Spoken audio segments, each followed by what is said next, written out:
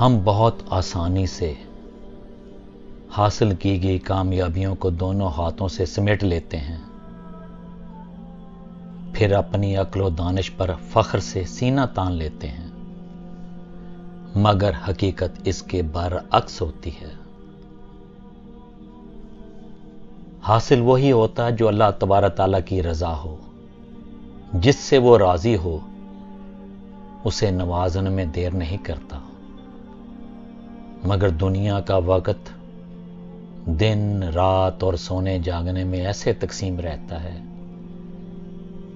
کہ دن ہفتے، ہفتے مہینے اور مہینے سال بھر تک چلتے ہیں، جو ہیجان و بے چینی کا سبب ہوتے ہیں۔ ہمیں تواریخ تو یاد رہتی ہیں، مگر موضوع و مناسب حالات کا ادراک نہیں ہو پاتا۔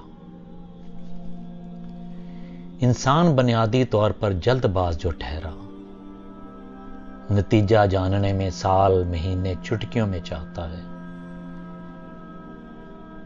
کیونکہ ماضی اس کے لیے کہانی، حال خواہش اور مستقبل سہانا خواب نظر آتا ہے۔ ماضی کو بھلانا تو چٹکیوں میں ممکن کر دکھاتا ہے، مگر خوابوں کی تعبیر بھی پلک جھپکنے میں تکمیل کے مراحل طے کرتی ہوئی چاہتا ہے، مگر وہ یہ نہیں جان پاتا کہ جس طرح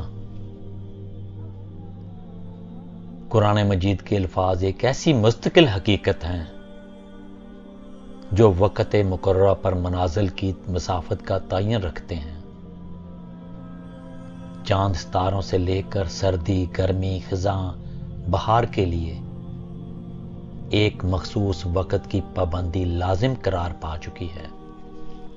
پھولوں کا کھلنا، پھلوں کا پکنا، پرندوں کا انڈے سینا اور چرند میں بچوں کی پیدائش کا عمل وقت مقررہ کا مرہون منت ہے، مگر خواہش میں انسان نے انہیں منزل مقصود بنا رکھا ہے جو 10، 20، 50 سال کے بعد نہ تو خود ہی اپنا وجود برقرار رکھ پاتے ہیں اور نہ ہی نئے انداز و تخلیق کی پائیداری کی کوئی گارنٹی دے پاتے ہیں۔ گھر تبدیل کر کر کے پھر تبدیلی کے لیے کچھ نیا کرنے کی طرف توجہ مرکوز ہو جاتی ہے۔ جن سے جو کام لینا مقصود ہوتا ہے، پہلے انہیں منطقی انجام سے دوچار کیا جاتا ہے، جسے کبھی آزمائش تو کبھی تقدیر میں نہ ہونے سے تعبیر کر لیا جاتا ہے۔ بچہ امتحان دینے تک پرجوش اور پر امید ہوتا ہے، مگر غیر متوقع رزلٹ کے آنے پر مایوسیوں کے اندھیرے میں ڈوب جاتا ہے۔ آگے بڑھنے پر مشکل اور ارادے کی کمزوری کا شکار ہونے لگتا ہے۔ جواز ایسا تلاش کرتا ہے جو مصلحت کے بغیر ہوتا ہے۔ اللہ تبارک تعالیٰ کسی جان پر اس کی ہمت سے زیادہ بوجھ نہیں ڈالتا۔ آسانی سے پانے والے مشکلات کی چکی میں پس کر خواہش کی تکمیل تک دو مختلف زاویہ سے زندگی کا مفہوم سمجھنے کی منطق کا شکار ہوتے ہیں، مگر نشانیاں عقل والوں کے لیے ہیں جو قرآن مجید میں طے شدہ ہیں۔ سونے کے سکے لین دین میں کسی نہ کسی صورت آج بھی ہیں، مگر بدلے میں کاغذ کے چند ٹکڑوں پر راضی ہو جاتے ہیں۔ مٹی گارے کی چنائی سے بنے گھر اینٹ سیمنٹ کی طاقت حاصل کر چکے، مگر دوسری نسل تک پہنچتے پہنچتے بڑھاپے کے لاغر پن کی وجہ سے ناقابل اعتبار ہو جاتے ہیں۔ جس مبارک گھر کی جالیاں عشق و محبت کے متوالوں کو نشہ و سرور کی کیفیت میں مبتلا کر دیں اور عظمت و برزرگی خداوند تعالیٰ کے گھر کا غلاف دیکھنے اور چومنے والوں کو سحر زدہ کر دے، وہ اسے پاک پروردگار کا احسان عظیم جانے اور اس گھر کی حاضری ایک طویل دعا اور قبولیت کے فرمان کا شاخسانہ قرار دے تو عظمت کے مینار آنے والوں کو اصل حقیقت سے روشناس کرواتے ہیں۔ سبز گنبد اور سیاہ غلاف عاشقوں کے لیے عید سعید کے خوشیوں کے لباس ہیں، جنہیں نظروں میں سمو کر آنکھوں کے نور میں جذب کر لیتے ہیں۔ نہ جانے کتنے ہی آنسوں کی قربانی کے بعد قبولیت کے شرف سے فیض یاب ہونے جا رہے ہوں۔ وجود اپنے احساس کو لمس سے محسوس کرتا ہے، مگر روح عشق میں خوشبو کی طرح کائنات میں آخری ستارے تک رسائی پانے کے فاصلے کی خواہش سے پہلے عشق امتحان وجود میں احساس کی آخری منزل تک پہنچ جاتے ہیں۔ شہد کی مکھی سفر در سفر کے بعد پھول در پھول سے جو رس پاتی ہے وہ مٹھاس میں یکساں ہوتا ہے۔